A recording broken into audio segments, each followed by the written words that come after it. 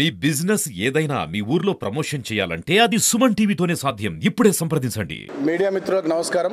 ఈ 27వ తేదీ ఎల్లుండి జరిగే ఖమ్మం, నల్లగొండ, వరంగల్ పట్టభద్రుల స్థానానికి సంబంధించినటువంటి ఎన్నికలో బీఆర్ఎస్ పార్టీ అభ్యర్థి ఏనుగుల రాకేష్ రెడ్డి గారికి మొదటి ప్రాధాన్యత ఓటునిచ్చి పట్టం కట్టాలని, వారిని గెలిపించాలని కోరుతూ ఇవాళ ఇక్కడ హన్మకొండ జిల్లా పార్టీ ఆఫీస్లో మా కాకతీయ యూనివర్సిటీ విద్యార్థి నాయకులు, అదేవిధంగా మా పార్టీ సీనియర్ నాయకులు అందరితో కలిసి ఇక్కడ ఈ ప్రెస్ కాన్ఫరెన్స్ నిర్వహించడం జరుగుతుంది. 4.5 లక్షల పైచిల్కు ఓటర్లు ఉన్నటువంటి ఈ ఖమ్మం, నల్లగొండ, వరంగల్ ఈ ఉమ్మడి జిల్లాల పట్టభద్రుల స్థానం. వీళ్ళే, ఈ పట్టభద్రులే 4 కోట్ల తెలంగాణ ప్రజల గొంతుకగా ఈ ఎన్నికల్లో సరైన తీర్పు ఇవ్వాలని చెప్పి మేము విజ్ఞప్తి చేస్తున్నాం.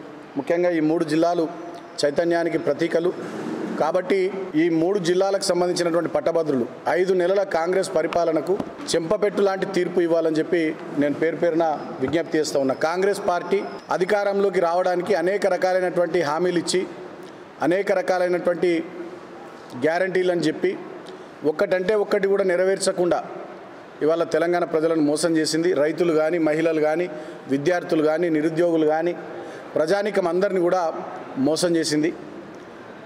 ఆనాడేమో చేతికి తేనె ఊసి మోచేతిని నాకమన్నట్టుగా, అరచేతికి తేనె ఊసి మోచేతిని నాకమన్నట్టుగా వాళ్ళ వ్యవహార శైలి కనబడతా ఉంది. ఓట్ల కోసం ఓట్లు పెట్టడం, ఓట్లు అయిపోయాక కోట్లు మూటగట్టుకోవడం అన్న ధోరణితోని ఇవాళ కాంగ్రెస్ పార్టీ పరిపాలన కొనసాగుతూ ఉంది. ప్రజాస్వామ్యం పేరుతో, ప్రజాపాలన పేరుతో పైసల సామ్రాజ్యాన్ని నిర్మించుకున్నటువంటి నాయకుడు రేవంత్ రెడ్డి.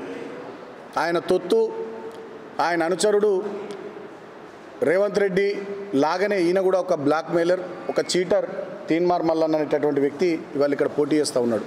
కాబట్టి నేను ప్రజలకు విజ్ఞప్తి చేస్తూ ఉన్నా, ఇక్కడ తీన్మార్ మల్లన్నను కాంగ్రెస్ పార్టీని ఓడగొట్టడం ద్వారా ఈ కోతల సర్కారు, ఈ కొరతల సర్కారు, ఈ కాంగ్రెస్ సర్కారుకు సరైన విధంగా బుద్ధి చెప్పే మంచి ఆలోచన, మంచి అవకాశం తీసుకోవాల్సిందిగా పట్టభద్రులకు విజ్ఞప్తి చేస్తూ ఉన్నా.